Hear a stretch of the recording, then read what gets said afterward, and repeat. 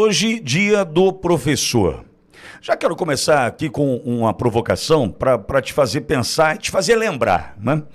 Eu, por exemplo, trago comigo muitos bons professores que passaram pela minha vida, muitos que foram fundamentais, inclusive para forjar a personalidade, caráter, contribuíram em muito com a tarefa do meu pai e com a tarefa da minha mãe de me criar.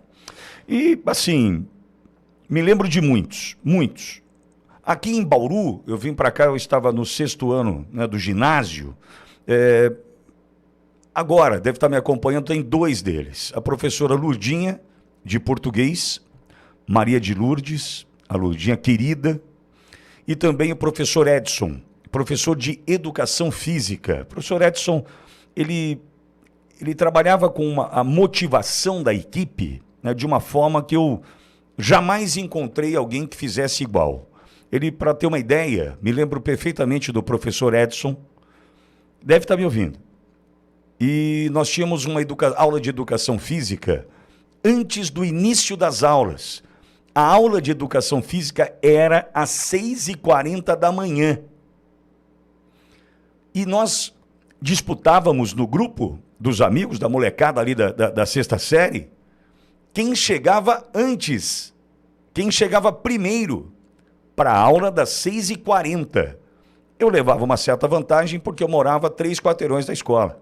Então eu levava uma certa vantagem, né? Tinha amigos que moravam a 10, 12 quadras da escola. Eu morava a 3. Então eu levava uma certa vantagem sobre isso e por isso eu tinha que marcar, né, a presença como primeiro ali. Nada justificaria chegar atrasado. E me lembro perfeitamente de chegar às 6, 6h10, 6h12, para a aula das 6h40. Minha mãe, que acordava a casa com o liquidificador, batendo uma vitamina ali para nós. A vitamina que a minha mãe batia tinha leite, ovo, calcigenol B12 e, acredite se você quiser, uma caracu. Alguém falou para ela que era bom para a formação dos ossos. Eu ia para a escola com uma caracu na cabeça já. Só para vocês terem uma ideia como é que era o negócio.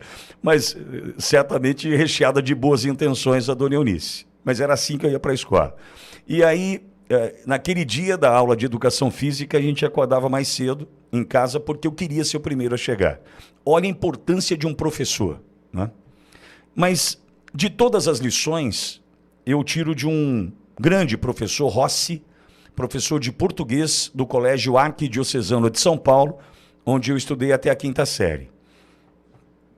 Marcante. Um dia, indo para a escola, minha mãe estava junto, e conto dessa forma porque muitas vezes nós íamos sozinhos. Meu pai me ensinou desde a 1ª série a ir sozinho para a escola de metrô, morava no metrô Ana Rosa, Vila Mariana, Santa Cruz, descia no Santa Cruz e entrava no Arque.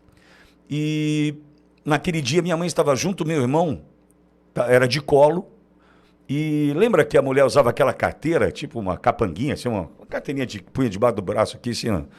E minha mãe usava aquilo, e segurando meu irmão e tal, e um cidadão passou e levou a carteira da minha mãe.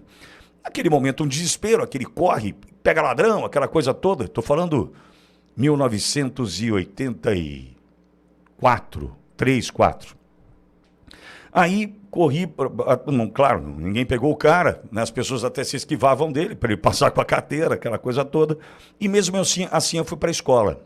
Mas eu cheguei na escola bastante assustado, né? Por conta da cena.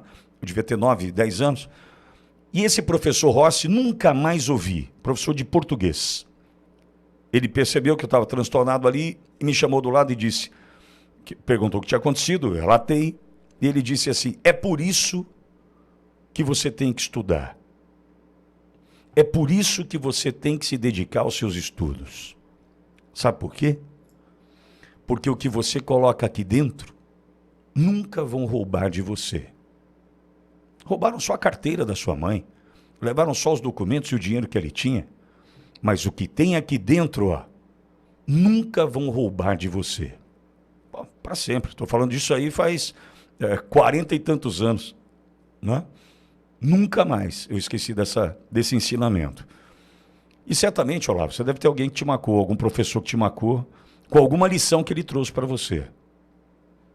Quem? Pingou, por gentileza. Olavo. Você me emocionou porque a frase "ninguém rouba o seu estudo" é do meu pai. Meu pai falava isso. Falava isso? Continuamente.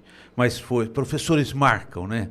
Professora Ana Maria de Michele, com aspecto religioso, a professora Edna Ciuli Castro, uma professora que acolhia os alunos, isso no ensino médio. E os professores da faculdade foram de uma riqueza ímpar. Professor Luiz Celso de Barros, ele dizia assim: doutores, enxerguem depois da curva.